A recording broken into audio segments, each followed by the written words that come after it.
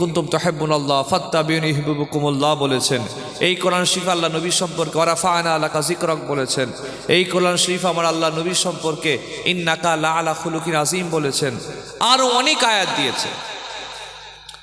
কোরআন শরীফে আমার আল্লাহ অন্যান্য নবীদের নাম ধরে ডেকেছেন, কিন্তু টোটাল 30 পারা কোরআন শরীফে আল্লাহ আমার রসুলের ডাইরেক্ট নাম ধরে ডাকেননি। ডেকেছেন তহা বলে, ইয়াসিন বলে, ইয়া আইয়ুহাল মুসাম্মিল বলে, মুদ্দাসসির বলে, অদ-দুহা বলে ডেকেছেন। এই কোরআন শরীফে আপনারা অনেক কথা শুনেছেন, হুজুরদের মুখ থেকে অনেক বক্তব্য শুনেছেন। আচ্ছা, কখনো শুনেছেন আল্লাহর নবী কাউকে হাত তুলে চড় মেরেছেন? নাউজুবিল্লাহ, আস্তাগফিরুল্লাহ। একটুখানি সারা শব্দ দেন না, 1 ঘন্টা কথা বলবো। কখনো শুনেছেন আল্লাহ নবী কাউকে চড় মেরেছেন? আচ্ছা, কখনই কি এমন শুনেছেন আল্লাহ নবী কাউকে ছোট বড় কথা বলেছেন? সেই নবীর উম্মত আমরা করি না। তারপরে তো আপনারা তো এমন এলাকার লোক, মিডিয়া পেপার সবাই জানে এলাকার নাম। কি বলেন আপনারা? আপনাদের থানার নাম কে না জানে? সব জানে। হ্যাঁ, যখন তখন হুজুররাও ভয়ে থাকে, খেজুরও ভয়। একটা হাদিস দেখছিলাম একদিন, আল্লাহ রসুলের ব্যবহার দেখেন কেমন। হুজুর দয়া রসুল ছিলেন দেখেন। হুজুর একদিন দরবারে মদিনাতে ওয়াজ করছেন। এমন সময় একটা ছেলে, হ্যান্ডসাম দেখতে, হাসনুন জামিল, হ্যান্ডসাম সুদর্শন দেখতে একটা ছেলে দরবারে মদিনাতে এসেছেন, হুজুরের দরবারে বসেছেন। আল্লাহ নবীর দিকে তাকায়, হুজুরে ওয়াজ শুনে চলে যায়। 1 দিন 2 দিন 3 দিন 4 দিন কন্টিনিউ এরকম করে, কিন্তু আল্লাহ রসুলকে রসুল বলে মানেনি। একদিন রসুল তাকে বলছেন, বাবা তুমি তো খুব সুন্দর দেখতে, এত সুন্দর চেহারা, আল্লাহ কি সুন্দর বানিয়েছেন, তো তুমি এত সুন্দর চেহারা নিয়ে জাহান্নামায় আগিয়ে যাচ্ছ, আমার তো খুব মায়া হচ্ছে। তা আমি রসুল তোমাকে প্রস্তাব দিচ্ছি, আল্লাহকে আল্লাহ বলে মানো, আমাকে নবী বলে মানো, ইসলাম গ্রহণ করো। আল্লাহর জান্নাতে নিয়ে যাবার জিম্মাদার আমি মুহাম্মদ রসুল নিজেই নিয়ে নিলাম। আওয়াজটা একটু জোরে শুনতে চাই। একজনের জবান যেন বন্ধ না থাকে। তাহাজ্জুদের সময়ে আল্লাহকে খুশি করার জন্য একটু জোরে বলেন না সুবহানাল্লাহ। আচ্ছা, অফারটা ছোট না বড়? বিশাল বড় অফার। হুজুর বলেছিলেন, এ বাবা ছেলে, আমি নবী চাই তুমি আমাকে নবী বলে মেনে নাও, ঈমান আনো, কলমা পড়ে নাও। আমি রাসূলুল্লাহ তোমাকে আল্লাহ দয়ার জান্নাতে নিয়ে যাওয়ার জিম্মাদার আমি নবী নিজেই তা নিয়ে নিলাম। ছেলেটি আমার নবী পাককে বলেছিলেন, ইয়া রাসূলুল্লাহ, ইয়া হাবিবাল্লাহ, ও আল্লাহর নবী, আমি আমার বাপ দাদার ধর্ম ছাড়তে পারবো না। রসুল তাকে বলেছিলেন, এ বাবা ছেলে, যখন তুমি আমাকে নবী বলে মানবে না, ঈমান আনবে না, কলমা পড়বে না, ইসলাম গ্রহণ করবে না, যখন তুমি ঠিক করে নিয়েছো, তখন তুমি কেন প্রত্যেক দিন আমার দরবারে বসে যাও, আমার সামনে বসে যাও? এ বাবা ছেলে, আমার দরবারে বসার কারণে আমার মনে হতে লাগলো তুমি আমাকে আল্লাহর নবী বলে মানতে চাও। রাসূলুল্লাহকে ছেলেটি রাসূলুল্লাহ জবাবে উত্তর দিয়ে বলেছিলেন, ইয়া রাসূলুল্লাহ, না না না, আপনাকে নবী বলে মানার জন্য বসি না, ঈমান আনার জন্য বসি না ইয়া রাসূলুল্লাহ, তবে এই কারণে বসি, আপনার ব্যবহার, আখলাক, আদর্শ, ক্যারেক্টার এত ভালো লাগে, আপনার চেহারা এত ভালো লাগে, সেই জন্য আপনার দরবারে বসে যা।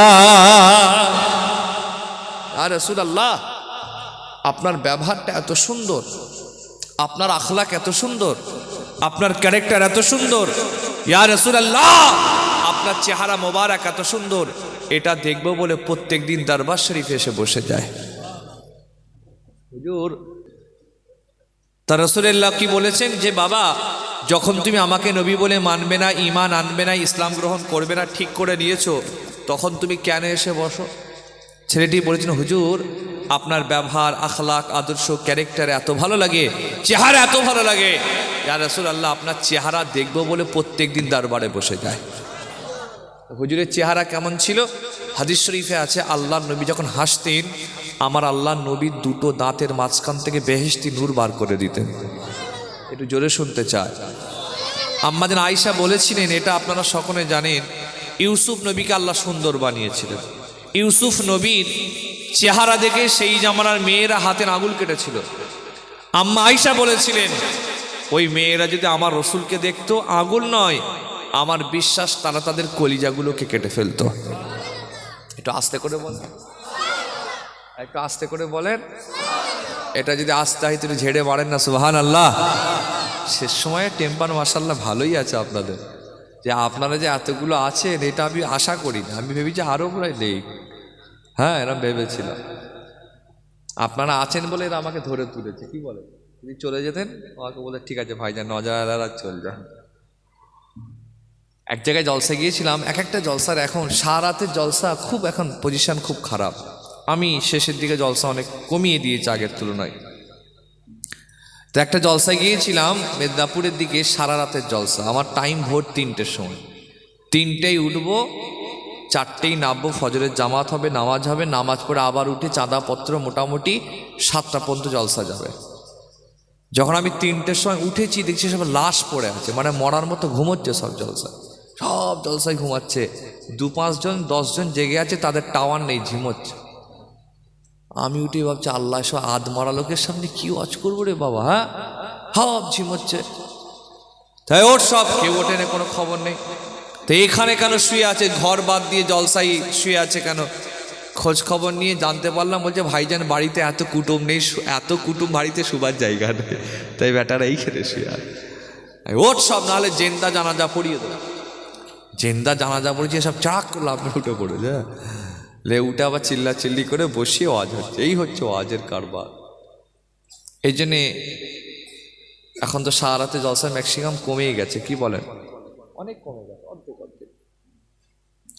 তো ছেলেটি যখন রসুলকে জবাব দিয়েছিলেন, ইয়া রাসূলুল্লাহ আপনার চেহারা আমার এত ভালো লাগে, আপনার ব্যবহার এত ভালো লাগে, সেই জন্য আপনার দরবারে বসে যায়। এ কথা বলার পর দিন থেকে ছেলেটি আল্লাহ নবীর দরবারে আসে না, আমার নবীর সামনে বসে না, আমার নবীর বক্তব্য শোনে না। 1 দিন 2 দিন 3 দিন 4 দিন 5 দিন 7 দিন কয়েক মাস পার হয়ে গিয়েছে, ছেলেটি আল্লাহ নবীর দরবারে আসে নাই। আল্লাহ নবী একদিন বলতে লাগলেন, ও আমার সাহাবারা তোমরা একটু খবর নাও, তালাশ করো, খোঁজ করো, সেই যুবকটির কথা মনে আছে যে আমার দরবারে আসতো, বসতো? না না না, কয়েকদিন আমার দরবারে আসে নাই, তোমরা একটু খোঁজ খবর নাও। সাহাবারা খবর নিয়ে তালাশ নিয়ে আমার নবীকে বলেছিলেন, ইয়া রাসূলুল্লাহ হাবিবাল্লাহ হুজুর খবর পেয়েছি ছেলেটি অসুস্থ, বিমার, শরীর খারাপ, সেই জন্য আপনার দরবারে আসে নাই। আমার নবী শোনার সঙ্গে সঙ্গে দাঁড়িয়ে বলেছেন, সাহাবারা চলো চলো চলো, আমি রাসূলুল্লাহ যুবকটাকে একবার নিজের চোখে আমি দেখতে চাই। যেই রসুল উঠে দাঁড়িয়েছেন, একজন সাহাবী নবীর জামা ধরেছেন, হুজুর যাওয়া যাবে না। কেন? ও আপনাকে নবী বলে মানেনি, ঈমান আনেনি, কলমা পড়েনি, ইসলাম গ্রহণ করেনি, ও আমাদের দলের বাইরে, হুজুর যাওয়া যাবে না, সাহাবারা যেতে দেবেন না। রাসূলুল্লাহ বলেছিলেন, আর আধ ঘন্টা একটু বসেন না, চলে যাচ্ছেন, আধা ঘন্টা একটু বসেন, হয়ে গেছে, আর আধা ঘন্টা, তারপরে দোয়া করতে বসে। কি ভাইজান ঠিক বল?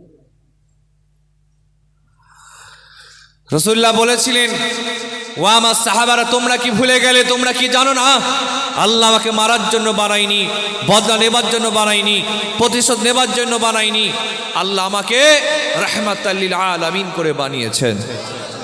হুজুর বুঝিয়ে ওই যুবকটার বাড়ি চলে গেলেন।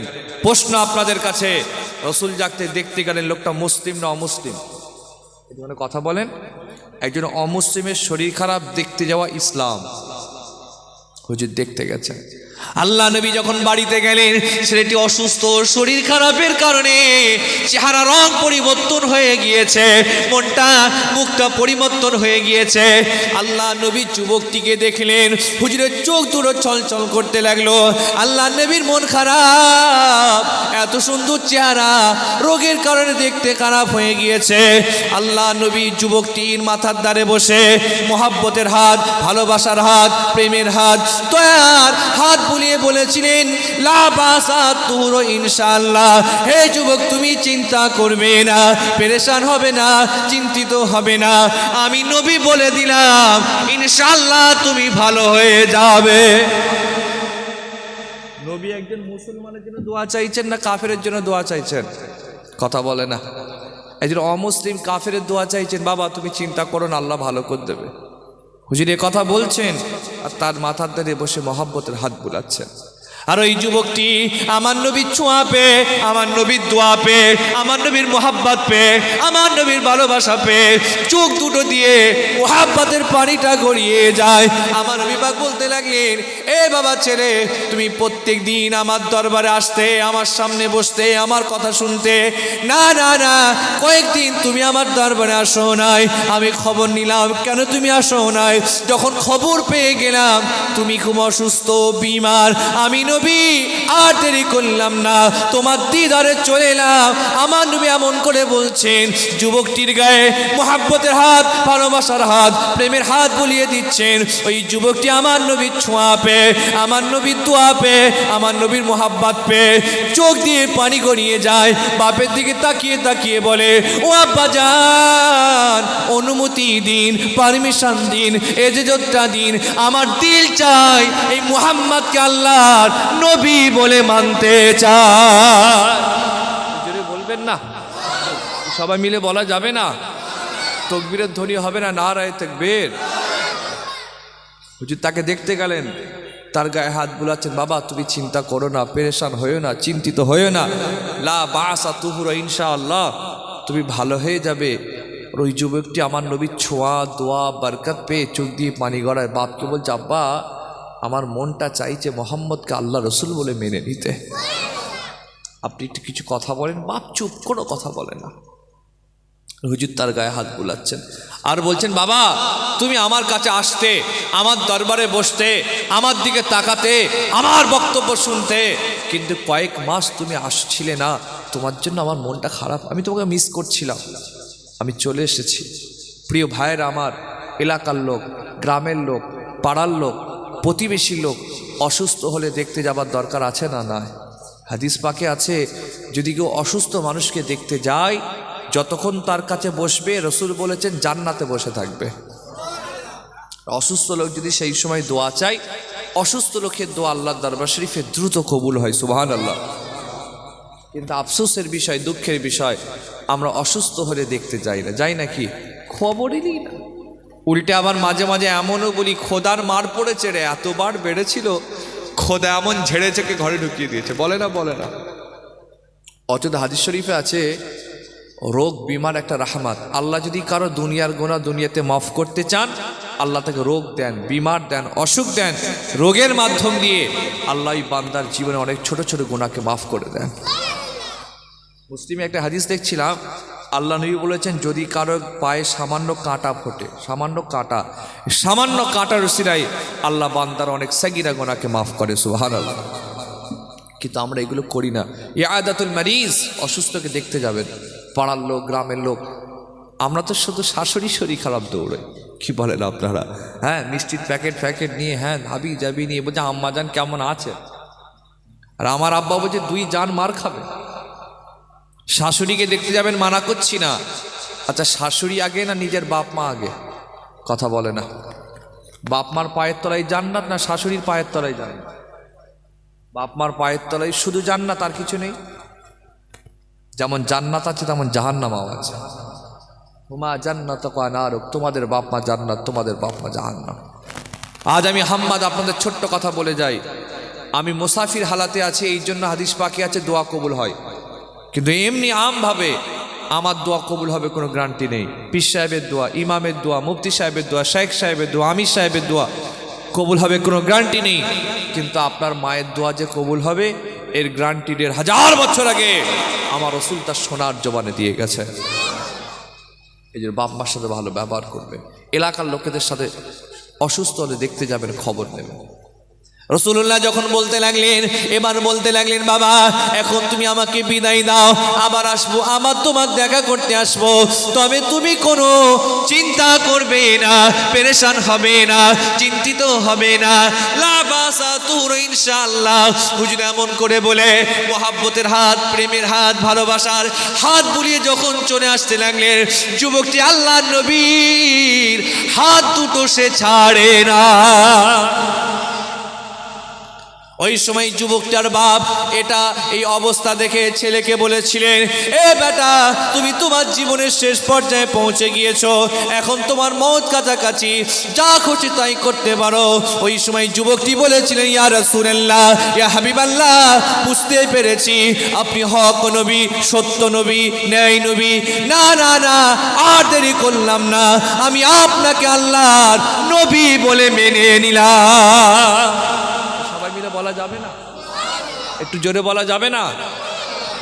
হুজুরের ব্যবহার দেখেছেন? আপনারা বলেন, ইসলাম তামাম পৃথিবীতে ছড়িয়েছে তলোয়ারি দিয়ে, খুন করে, মার্ডার করে, যুদ্ধ করে, জিহাদ করে ইসলাম তামাম পৃথিবীতে ছড়িয়েছে, তাই তো নাকি? কথা বলে না? না, ইসলাম তামাম পৃথিবীতে ছড়িয়েছে যুদ্ধ করে নয়, জিহাদ করে নয়, তলোয়ারি দিয়ে নয়, মোহাব্বত দিয়ে, ভালোবাসা দিয়ে, আদর্শ দিয়ে, প্রেম দিয়ে, ক্ষমা দিয়ে ইসলাম তামাম পৃথিবীতে জিন্দা হয়ে গিয়েছে।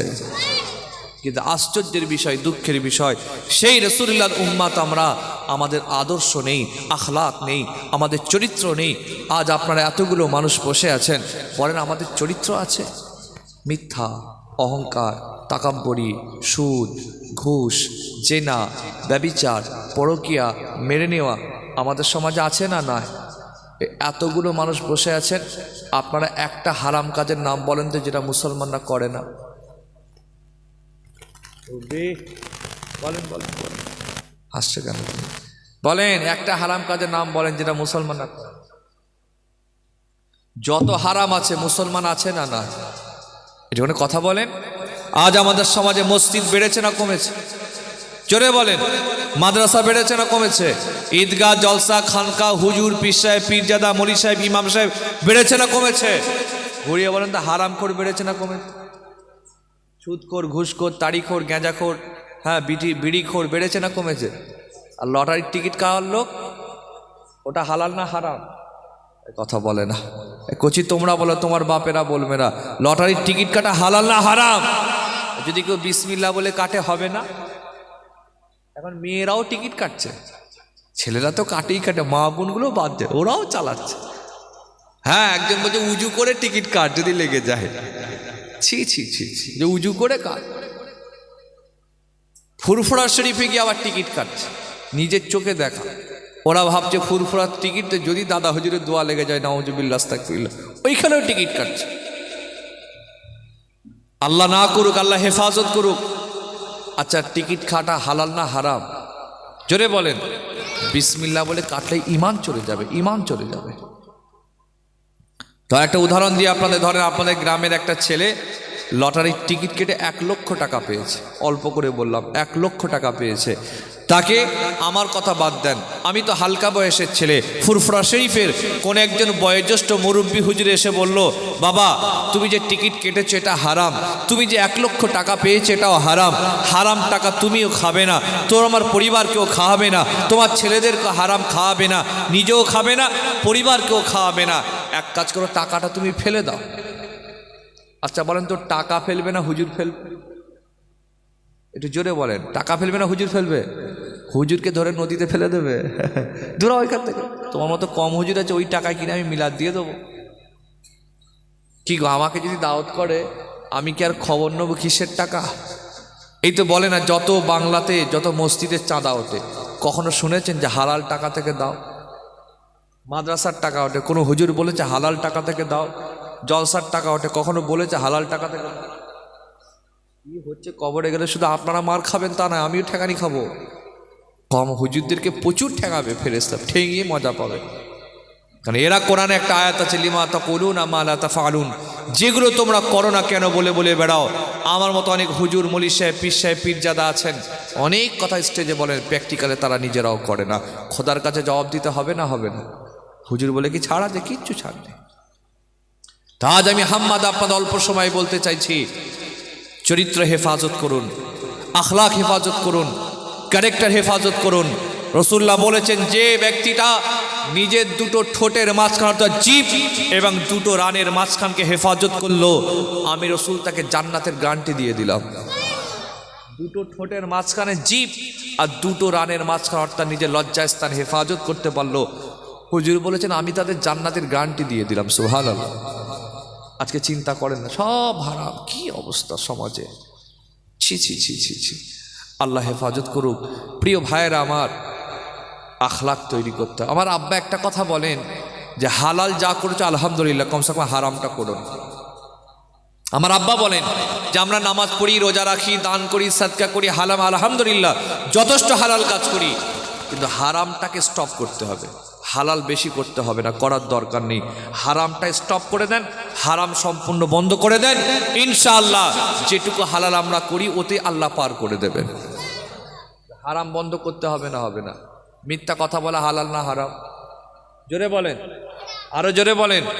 আমাদের সমাজে মিথ্যা কথা বলার লোক আছে না? না, ভুড়ি ভুড়ি ভুড়ি ভুড়ি। আবার অনেকে বলে একটু ব্যবসা করতে গেলে 2-4টে মিথ্যা কথা বলতে হয়, বুঝছেন? তো ব্যবসাটাই হারাম হয়ে গেল। ভাইরা আমার, আল্লাহ নবী একদিন একটা জানাজার ময়দানে দাঁড়িয়ে এমন সময় একটা ইহুদি ছুটে দৌড়ে গিয়ে আমার নবীর গলায় গামছা দিয়ে বলেছিলেন, ও মুহাম্মদ, টাকা নিয়ে দেবার কথা তোমার খেয়াল নাই? আল্লাহ নবীর গলায় গামছা দিয়ে টান দেবে, আপনারা বলেন আমার নবী পাকের সাহাবারা কি তাকে ছেড়ে দেবে? জোরে বলে। ওখানে আবু বাক্কার দাঁড়িয়ে, ওমর দাঁড়িয়ে। ওমর ফারুক নরম মানুষ না গরম মানুষ? কথা বলে না, বিশাল গরম মানুষ। হাদিস শরীফে আছে আমরা আল্লাহকে বলি, আল্লাহ ইবলিস শয়তান থেকে বাঁচান, ইবলিস শয়তান থেকে বাঁচান। ও শয়তান নিজে বলে আল্লাহ ওমর ফারুক থেকে বাঁচান। এটা আস্তে করে বলেন, আর একটু আস্তে করে বলেন। এটা আপনারা উল্টো চলেন দেখছি, আর একটু আস্তে বলেন সুবহানাল্লাহ। আস্তে বললেই তো জোরে হচ্ছে। হাদিস শরীফে আছে ওমর ফারুক যেই রাস্তা দিয়ে হেঁটে যেতেন, শয়তান পর্যন্ত ওনার ভয়ে ওই রাস্তা ছেড়ে পালিয়ে যেত। খুব রাগী লোক ছিল, অন্যায়ের বিরুদ্ধে বিশাল রাগী। আল্লাহ নবীর কাছে একজন এসে বলেছিল হুজুর বিচার করে, হুজুর বিচার করে দিয়েছেন, আর বিচারটা তার পছন্দ হয়নি। ওমরের ফারুকের কাছে গেছে, ওমর তোমাদের রাসূল এই বিচার করেছে, তুমি তো ঠিক আমার নবী করেছে? হ্যাঁ ঠিক আছে বিচার করেছি। ঘরে গেছে, তলোয়ার নিয়ে এসে পুরো ঝেড়ে দিয়েছে। হুজুরের বিচার পছন্দ হয়নি, আমার তোর থাকার দরকার নেই। এরকম রাগী মানুষ ছিল। রাসূলুল্লাহর গলায় গামছা দিয়ে টান দিয়ে বলেছিলেন, ও মুহাম্মদ, ও আব্দুল্লাহর বেটা মুহাম্মদ, টাকা নিয়ে দেবার কথা তোমার খেয়াল নাই? আমার নবীর গলায় গামছা দিয়ে টান দেবে, সাহাবারা তো কোনোদিন ছেড়ে দেবে না। ওমর ফারুক রেগে গিয়েছেন, কোমর থেকে তলোয়ারটা তুলে মারতে যাবেন। নবী বললেন, না না ওমর, খবরদার, তুমি একে মারবে না। আমার নবীর কথা শুনে ওমর তলোয়ার নামিয়ে নিলেন। রাগ তিনি সামলাতে পারলেন না, হাত দিয়ে মারতে পারেননি, জবান দিয়ে যা খুশি বলতে লাগলেন, জবানের মার মারতে লাগলেন, ইহুদিকে যা ইচ্ছা যা খুশি বলতে লাগলেন। আমার নবী পাক বলে, ওমর মাহালান, ওমর থামো থামো থামো, খবরদার একে কিছু বলবে না, একে কোনো কথা শোনাবে না। কেননা তুমি জানো না আমি নবী দেনাদার, এই মানুষটা পাওনাদার, আমি এর থেকে কিছু টাকা ঋণ নিয়েছি, আমার থেকে পায়। এই ওমর খবরদার, তুমি একে কিছু বলবে না। আল্লাহু আকবার। ওমর ফারুক চুপ করে গেলেন। ওমর, আমি এর থেকে কিছু টাকা ঋণ নিয়েছি, আমি দেনাদার, ও পায় আমার থেকে। হুজুরের পরে বলে, ওমর তুমি এই যুবকটিকে নিয়ে যাও, যায়েদ বিন দাসানাকে নিয়ে যাও, নিয়ে গিয়ে আমার ঋণটা তুমি মিটিয়ে দাও, আমার দেনাটা মিটিয়ে দাও। আমার ঋণটা মিটিয়ে দেবার পরেতে তুমি যে মনে দুঃখ দিলে, আঘাত দিলে, কষ্ট দিলে, একে ছোট বড় কথা বললে, না না না, এটা আমার পছন্দ হয় না, এটা আমার ভালো লাগে না, এটা আমার মনের মতো হয় না। ওমর আমি তোমাকে জানিয়ে দিলাম, এর কারণে তুমি একে দুয়াশা খেজুর বেশি দেবে। ওমর ফারুকের কথা আল্লাহ নবী বলে দিলেন। ওমর ফারুক যুবকটিকে নিয়ে গেলেন, নিয়ে গিয়ে আল্লাহ নবীর ঋণটা দেনা মিটিয়ে দেওয়ার পরেতে যখন দুয়াশা খেজুর দিতে যাচ্ছেন, ইহুদি বলে, না ওমর বেশি আমি নেব না, মুহাম্মাদের সাথে যতটা চুক্তি হয়েছে ততটা পেয়েছি, বেশি আমি নেব না। বেটা ইহুদি হতে পারে, এই দিক থেকে কিন্তু ঈমান আছে। কি বলেন আপনারা? যে আল্লাহ নবীর সাথে যতটা চুক্তি ছিল ততটা পেয়েছি, বেশি কেন দেবে? বেশি নেব না। আর আজকে আমরা তাবারুকের 1 প্যাকেট পেলে বলি তোর চাচির জন্য একটা দেনা, বলে না বলে না, তোর ভাইয়ের জন্য একটা দেনা। দেনা রে বাবা, ঝেড়ে দেনা, শুধু ঝেড়ে লিবার দান্দা। মসজিদে ঝেড়ে লাই, মাদ্রাসার ঝেড়ে লাই, জলসার ঝেড়ে লাই, ঈদগাহ ঝেড়ে লাই, সরকারি প্রজেক্টের কথা আর বলে লানবে, সব তো আপনারা দেখতে পাচ্ছেন। বুঝছেন? সব ঝেড়ে মেড়ে কিয়ামতে দাঁড়াতে হবে সবাইকে, সবাইকে সবাইকে প্রশ্ন করা হবে, কাউকে ছাড়া হবে না, সব মরে যাবে একদিন। সুতরাং হিসাব করে আপনাকেও চলতে হবে, আমাকেও চলতে হবে। তো ওমর ফারুক যখন এমন করে যুবকটি ওমর ফারুক যখন বলতে লাগলেন, ইহুদি বললেন না নেব না। ওমর ফারুক বলতে লাগলেন ভাই এটা আপনাকে নিতে হবে, কেননা আল্লাহর নবীর হুকুম। আপনি যখন আমার নবীর গলায় গামছা দিয়েছিলেন আমার এত রাগ হলো, তলোয়ার তুলে মারতে গেলাম, না না না আমার নবী নিষেধ করলেন, তলোয়ারটা না বেয়ে নিলাম, রাগ আমি সামলাতে পারলাম না, আপনাকে তলোয়ার দিয়ে মারতে পারি নাই ঠিক আছে, কিন্তু জবান দিয়ে মারতে লাগলাম, ছোট বড় কথা বলতে লাগলাম, কষ্ট দিয়ে কথা বলতে লাগলাম, না না না এটা আমার নবীর ভালো লাগে নাই, পছন্দ হয় নাই, মনের মতো হয় নাই। তাই আমার নবী আমাকে বলল ওমর তুমি যুবককে নিয়ে গিয়ে আমার ঋণটা তুমি মিটিয়ে দেবার পরে তুয়াশা খেজুর বেশি দেবে, সেই জন্য তোমাকে দিলাম। ওমরের কথা শুনে যুবকটার দুটো চোখ দিয়ে পানি গড়িয়ে যায়, কেঁদে কেঁদে বলল ওমর তোমাকে সত্যি কথা বলি শোনো, এই মুহাম্মাদের সাথে আমার টাকার লেনদেনের চুক্তিতে যে সময়টা লেখা ছিল সেটা আসতে এখনো 3 দিন বাকি আছে, তার আগে মুহাম্মাদের গলায় গামছা ধরলাম, না না না মুহাম্মদ কিছু বললো না, অথচ তুমি তার পক্ষ নিয়ে প্রতিবাদ করলো, এটাও তার পছন্দ হলো না। ওমর এমন নবী মিলবে না, কত তার মনে দয়া, কত তার মনে মায়া, কত তার মনে মোহাব্বত, এমন নবী মিলবে না। ওমর আমি আর দেরি করলাম না, আমি ওই মুহাম্মদকে আল্লাহর নবী বলে মানতে চাই। যদি বলবেন না শেষ সময়ে এখন আল্লাহ প্রথম আসমানে নেবে আসেন, ক নম্বর আসমানে? 1 নম্বর আসমান নেবে, রহমতের হাত দুটো বাড়িয়ে বলেন বান্দা কার কি চাওয়ার আছে চা, বলার আছে বল, প্রার্থনা করা আছে কর। এই সময় আল্লাহকে খুশি করার জন্য কি একটা আওয়াজ করে বলা যাবে না সুবহানাল্লাহ? ওমর ওহ কি রসুল, আমার সাথে টাকার লেনদেনের চুক্তিতে যে সময়টা ছিল কদিন বাকি আছে? জোরে বলেন। 3 দিন বাকি আছে, তার আগে তাগাদা করলাম, তাগাদা নয় গলায় গামছা দিয়ে টান, চুপ করে রইল। আপনারা বলেন আমার দুর্গা মণ্ডপ এলাকার ভাইয়ের আব্বারা, আচ্ছা এই গ্রামের লোক বসে আছে না কুটুম বসে আছে? গ্রামের লোকগুলো কুটুমগুলো গেল কো, সব ঘুমোচ্ছে নাকি? বলেন আপনারা আমাকে, বর্তমান সমাজে দেনাদারদের গরম বেশি না পাওনাদারদের? এটা কোনো কথা বলেন?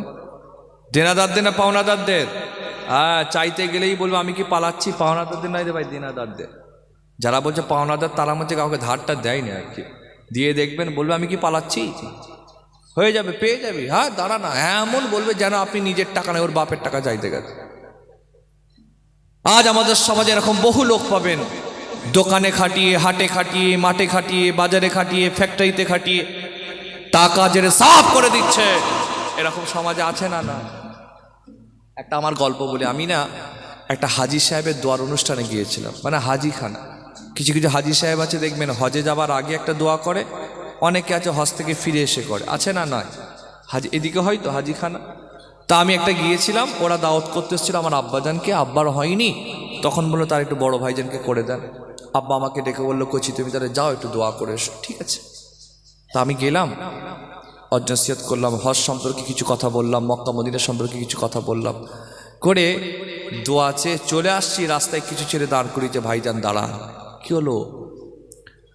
বলছে যে হাজি সাহেবের জন্য আপনি দোয়া চেয়ে এলেন না, ও বেটা আমাদের টাকা ঝেড়ে হজে যাচ্ছে। হ্যাঁ সর্বনাশ, তার মানে ওর কাছে কাজ করতাম, দিচ্ছি দেব, ঠিক আছে পেয়ে যাবি, হ্যান ত্যান করে সে কত কায়দা। এমনকি এরকমও বলেছে যে আমার কাছে রাখা মানে মনে কর ব্যাংকে রাখা আছে, তোদেরকে দিলে তো খরচা হয়ে যাবে, আমার কাছে রাখা আছে মানে ব্যাংকে রাখা আছে, যখন প্রয়োজন হবে একবারই নিয়ে নিবি। আর তারপরে যে সব শেষে যখন চাইতে গেলাম, কিছু হাতে দিয়ে গুলিয়ে গালিয়ে হিসাব মিলিয়ে বললো সব ক্লিয়ার হয়ে গেছে। আমি বললাম এখন আর বলে কি হবে, আমি তো দোয়া করে চলে এসেছি, দোয়া তো ডিলিট করার সিস্টেম নেই, কি বলে, যা দোয়া তো করে দিয়েছি। তোমার তো উচিত ছিল তোমাদের আমি যাবার আগে বলা, তাহলে আমি হাজি সাহেবকে বলতাম যে ভাইজান আপনার নামে একটা কমপ্লেন এসেছে, এরকম ব্যাপার, আপনি একটু ব্যাপারটা দেখেন, বলতে পারতাম না পারতাম, স্বাভাবিক দেখতেন ব্যাপারটা। তা এখন আর বলে কি হবে, যা হওয়ার হয়ে গেছে, যাও যা পারো করো। তোমাদের ইচ্ছা মাফ করবে কি মাফ করবে না, আমার তোমাদের ইচ্ছা হলো যে না না কিয়ামতে বুঝে নেব। দিনকাল খুব খারাপ এখনকার, যা জামানা। কাউকে আপনি 10 টাকা দান করবেন, 50 টাকা দান করবেন, ঠিক আছে, ধার দিলেও পাওয়া মুশকিল আছে। কি বলেন করছি, ঠিক বলছি না ভুল বলছি? ও পুরো ঝেড়ে হাওয়া হয়। তা রাসূল করিম সাল্লাল্লাহু আলাইহি ওয়াসাল্লামের ব্যবহার দেখেন। ওমর ফারুক দেনা মিটালেন, যুবকটিকে নিয়ে রাসূলুল্লাহর সামনে দাঁড় করালেন। আল্লাহ নবী তার দিকে তাকিয়ে মুচকি হেসে বলেন, বাবা তুমি কি তোমার সব পাওনাটা পেয়ে গেছো? হুজুর এই ব্যবহারটা পেয়ে ও দুটো চোখ দিয়ে টপ টপ করে পানি করে হাওয়া করে কাঁদছে। কেঁদে কেঁদে বলেছিলেন, ইয়া রাসূলুল্লাহ, ইয়া হাবিবাল্লাহ, হুজুর না না না, ভুল বুঝে ফেলেছিলাম, আপনার নামে মক্কার লোক কত না বাজে বাজে বাজে কথা বলেছিল। ইয়া রাসূলুল্লাহ, বুঝতে পেরে গিয়েছি আপনি সত্য নবী, নেই নবী, হক নবী। সত্য নবী না হলে এত দয়া, এত মায়া, এত মমতা, এত মোহাব্বত থাকতো না। না না না, আর দেরি করলাম না, আমি আপনাকে আল্লাহ নবী বলে মেনে নিলাম। আর জোরে হবে না ভাইরা আমার? এইভাবে হাদিস বলে গেলে রাত পার করে দেব যে আল্লাহ আমার নবীকে কিরকম নবী বানিয়েছিলেন, আমার নবীর মনে কত দয়া, কত মায়া, কত মোহাব্বত, কত ভালোবাসা, এটা বলে শেষ করা তো যাবে না। আচ্ছা, যতজন বসে আছেন আমার সামনে, প্রশ্ন আপনাদের কাছে, আপনারা কি আমার নবীকে ভালোবাসেন? এটা সবাই মিলে বলেন, হাত তুলতে হবে না, শুধু আওয়াজ দেন। আপনারা কি আমার নবীকে ভালোবাসেন? সবাই ভালোবাসেন? আপনাদের কাছে একটা কথা বলে যাই, আল্লাহর নবীকে ভালোবেসে আল্লাহর নবীর জীবনী পড়েছেন কারা কারা? একটু হাত তোলেন তো দেখি।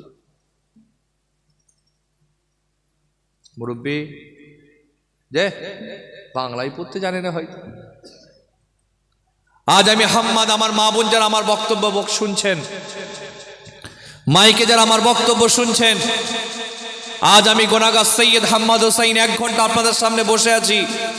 টোটাল বক্তব্যের ভেতরে আমার কোনো কথা নিন আর নাই নিন, কবুল করেন আর নাই করেন, অ্যাকসেপ্ট করেন আর নাই করেন, বাড়িতে নিয়ে যান আর নাই যান, এই কথাটা নিয়ে আপনারা বাড়ি যান, রাসূলের জীবনী পড়বেন, রাসূলুল্লাহর জীবনী পড়বেন, রাসূলুল্লাহর জীবনী পড়বেন। আপনারা নিজেরা বলেন, সর্বকালের, সর্বযুগের, সর্বসময়ের সর্বশ্রেষ্ঠ মহামানব আমার রাসূলের জীবনী পড়ার দরকার আছে না নয়? আছে না নয়?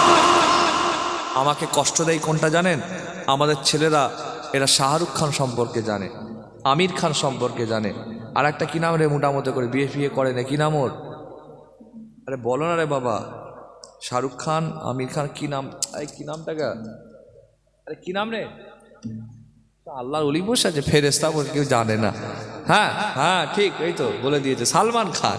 সব মুখস্থ জানে না, মানে এদের সম্পর্কে জানে আমার ছেলেরা। এরা রবীন্দ্রনাথের জীবনী পড়ে, শেক্সপিয়ারের জীবনী। কি হলো, মুরব্বী এসে চলে গেল কেন? চলে যাচ্ছে? আচ্ছা আচ্ছা।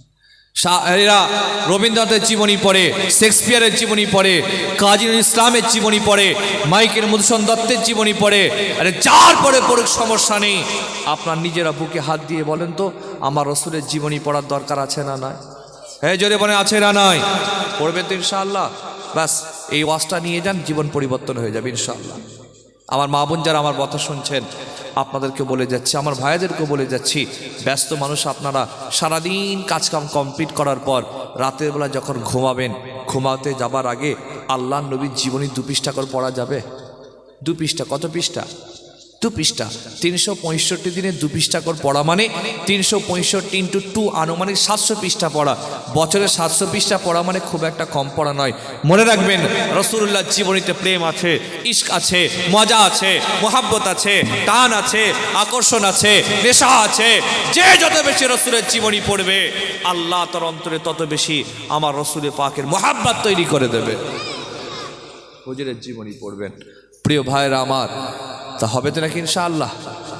পড়বেন হুজুর। আমি যদি পরে কখনো আসি, আল্লাহ যদি আবার কখনো এই গ্রামে বা আশপাশে কখনো আমাকে নিয়ে আসেন, মনে যদি আমার থাকে আবার প্রশ্ন করব, হুজুরে পাকের জীবনী পড়েছেন কারা কারা, একজন হলেও যেন পাই যে হ্যাঁ আমি পড়েছি, 2-4 পৃষ্ঠাও পড়েছি। প্রিয় ভাইরা, একটা জলসায় গিয়েছিলাম, এ তো সামান্য। আমি লাস্ট কবে আমার এটা কোন চাল 2024 তো 2024 সালে লাস্ট কবে এত হাজার লোকের সামনে ওয়াজ করেছি আমি ভুলে গেছি। কোন সালে? 2024 সালে লাস্ট কবে আমি এত হাজার লোকের সামনে ওয়াজ করেছি আমি নিজেও জানি না। বুঝতে পেরেছেন? আমি তো আপনাদেরকে দেখে প্রথমে ভাবছিলাম আমি কি ওয়াজ করবো, নিজেই টেনশন করছিলাম। এত লোকের সামনে ওয়াজ করে তো আমি ভুলে গেছি, প্র্যাকটিস নেই। যখন জীবনের প্রথম ওয়াজ করি তখন এর থেকে বেশি লোক ছিল। যখন জীবনের প্রথম আমি স্টেজে উঠেছি, আমার আব্বা হুজুরের সাথে গেলাম। আব্বা বলে যাও একটা গজল পড়ো, কিরাত পড়ো। তা গজল পড়তে আর কিরাত পড়তে কতক্ষণ লাগে? 10 মিনিট 15 মিনিট, আধ ঘন্টা হয়ে গেল। হুজুরের আর খবর নেই। কী হলো রে বাবা? মানে হুজুর দিয়েছেন, মানে তুমি দাঁড়াও দেখি কতটা তোমার দম আছে। প্র্যাকটিস চলছে আর কি। জীবনের প্রথম যখন স্টেজে উঠেছি তখন এর থেকে বেশি মানুষজন। তা অল্প কটা মানুষের সামনে আমি আপনাদের সামনে মন খুলে কিছু কথা বলেছি। আমার কথায় কেউ কষ্ট পেয়েছেন? কেউ রাগ করলেন আপনারা? যদি কেউ মনে দুঃখ কষ্ট ব্যথা পেয়ে থাকেন আমাকে ক্ষমার দৃষ্টিতে দেখবেন। মা বোন যারা আমার বক্তব্য শুনছেন, আপনাদের উদ্দেশ্য আমি বলতে চাই, আমি অনেক দিন আগে একটা ভিডিও দেখেছিলাম ইউটিউবে। ভিডিওটা এইরকম, একটা স্কুলে, লন্ডনের স্কুলে একটা বাচ্চাদের সেমিনার হচ্ছে। বাচ্চাদের সেমিনারে জিজ্ঞেস করা হচ্ছে বাচ্চাদেরকে যে তোমাদের ফিউচার প্ল্যান কি, ভবিষ্যতে তোমরা কি হতে চাও, বড় হয়ে কি হবে। আমরা জিজ্ঞেস করি না করি? সেরকম বাচ্চাদের জিজ্ঞেস করা হলো তোমরা কি হবে বড় হয়ে। কেউ বলেছে ডাক্তার হব, কেউ বলেছে লয়ার হব, কেউ বলেছে আর্টিস্ট হব, কেউ বলেছে আমি কি বলে আপনার ফ্লাইট চালাবো, ইত্যাদি ইত্যাদি, যার যেমন স্বপ্ন আছে বলেছে। তার মধ্যে একটা মেয়ে নাম ছিল ফাতেমা। সে বলেছিল আমি ডাক্তার হব না, লয়ার হব না, ব্যারিস্টার হব না, কিছুই হব না, আমি 1500 বছর আগে আমার রসুলের সাহাবিয়া হতে চাই। আওয়াজটা কিন্তু জোরে হবে। সাহাবিয়া কি জিনিস? সাহাবি ছেলেদেরকে বলা হয়, সাহাবিয়া মেয়েদেরকে বলা হয়, স্ত্রীলিঙ্গ। এটা আমি কি বোঝাতে পারছি? 1500 বছর আগে রাসূলুল্লাহ জামানায় যারা, যে সমস্ত মেয়েরা আমার নবীকে ডাইরেক্ট দেখেছিলেন, ঈমান এনেছিলেন, কলমা পড়েছিলেন, ঈমান অবস্থায় মৃত্যুবরণ করেছেন, তাদেরকে সাহাবিয়া বলা হয়। মেয়েটি বলেছিলেন আমি কিছুই হব না, 1500 বছর আগে আমি একজন রাসূলের সাহাবিয়া হতে চাই। সুবহানাল্লাহ। যারা অর্গানাইজার আছে অবাক, সাহাবিয়া কি জিনিস? ডাকো মেয়ের মাকে। মেয়ের মা এসে গেল, আচ্ছা সাহাবিয়া কি? মেয়ের মা বলল সাহাবিয়া অমুকজন। আচ্ছা তোমার মেয়ে, সবাই বলল ডাক্তার হব, লয়ার হব, উকিল হব, ব্যারিস্টার, তোমার মেয়ে বলল সাহাবিয়া হব, কি ব্যাপারটা? এই কথা কেন বলল? এ মা বোনের আমার বক্তব্যটা খেয়াল করে শুনবেন। মায়েরাই পারে ছেলে মেয়েদের ভবিষ্যৎ দান করাতে। কি বলেন আপনারা? মা বলেছিলেন যে আমার ছেলে মেয়েকে প্রত্যেকদিন স্কুলের কেতাব পুস্তক পড়ানোর পরে একটা সময় বার করে আমি আমাদের আয়েশার জীবনী পড়াই, হাফসার জীবনী পড়াই, খাদিজার জীবনী পড়াই, ফাতেমার জীবনী পড়াই, সুমাইয়ার জীবনী পড়াই। আমি আমার রাসূল করিমের সাহাবিয়াদের জীবনী পড়িয়ে এরকম একটা জায়গা তৈরি হয়ে গিয়েছে। আমার মেয়ে এখন এরকম একটা পরিবর্তন, ইনকলাব এসেছে। আমার মেয়ে সব সময় বলে আম্মা আমি কিছুই হব না, আমি 1500 বছর আগে আমার নবীর সাহাবিয়া হব। জোরে বলবেন না? জোরে বলা যাবে না সুবহানাল্লাহ? তাই প্রিয় ভাইয়েরা আমার, একটুখানি নামাজটা পড়বেন ইনশাআল্লাহ। নামাজ পড়বে তো নাকি? নামাজ কাজা করবেন না। মা বোনেরা আপনারা নামাজ পড়বেন, নিজে পড়বেন, নিজের ছেলেকে নামাজের তাগিদ দেন, নিজের স্বামীকে নামাজের তাগিদ দেন। মা বোনদের জন্য জান্নাত পাওয়া খুব সহজ। আমাদের ছেলেদের থেকে মেয়েদের জান্নাত পাওয়া খুব সহজ, কারণ ওদের ইনকাম করতে হয় না। ইনকাম করে ছেলেরা। তো কি বলে, বেশিরভাগ ইনকাম কারা করে? ছেলেরা না মেয়েরা? ছেলেরা ইনকাম করে। সে চুরি করুক, ডাকাতি করুক, খুন করুক, মার্ডার, যাই করুক, সব ছেলেরা। মা বোনেরা তো বলবে আল্লাহ আমি অত শত বুঝি না, ও বুড়ো যা কামাই করেছে আমি রান্না করেছি। সুজা যা ধরবে বুড়োকে ধরো, একটা গুল্লাই মেরে। আল্লাহ আমি অত শত বুঝি না, ও বুড়ো যা এনেছে আমি রান্না করে দিচ্ছি, যা ধরার বুড়োকে ধরো, ঠেলা সামলাও ছেলেগুলো। মা বোনদের জান্নাত পাওয়া সহজ। নামাজ পড়বেন মা বোনেরা, 5 ওয়াক্ত নামাজ, রমজান শরীফে রোজা রাখবেন, পর্দার সাথে থাকবেন, স্বামীর খেদমত করবেন ইনশাআল্লাহ। হারাম থেকে নিজেকে বাঁচিয়ে চলবেন। এই 5টা কাজ যদি মা বোন করতে পারে, আল্লাহ পাক 8টা জান্নাতে যে কোনো একটা দরওয়াজা দিয়ে জান্নাতে প্রবেশ করিয়ে দেবেন। সুবহানাল্লাহ। ছেলেদেরকে নামাজ পড়তে হবে, রোজা রাখতে হবে, বড়লোকদের হজ জাকাত কুরবানি করতে হবে, আর আমাদেরকে হারাম থেকে বাঁচতে হবে। ঠিক বলছি তো নাকি? বাবাজি হারাম থেকে বাঁচবেন, নামাজটা ঠিকমতো আদায় করবেন, মা বোনদের সাথে ভালো ব্যবহার করবেন। আমাদের ছেলেদের একটা স্বভাব খারাপ, বিয়ের প্রথম খুব মেয়েদের সাথে কথা বলি, স্ত্রীর সাথে খুব বেশি টাইম দিই, গল্প করি। যখন 2-5 বছর 7 বছর 10 বছর হয়ে যায়, মেয়েদের সাথে আমরা কথা বলি, মেয়ে মানে স্ত্রীদের সাথে কথা বলা আমরা কমিয়ে দিই। আর মেয়েদের একটা স্বভাব একটু বেশি কথা বলা, ঠিক বলছি না ভুল বলছি? ওরা একটু বেশি গল্প করতে চায়, কথা বলতে চায়। আপনি স্বামী হিসাবে যদি তার সাথে কথা না বলেন, সে তো অন্যদিকে লাইন করবেই করবে।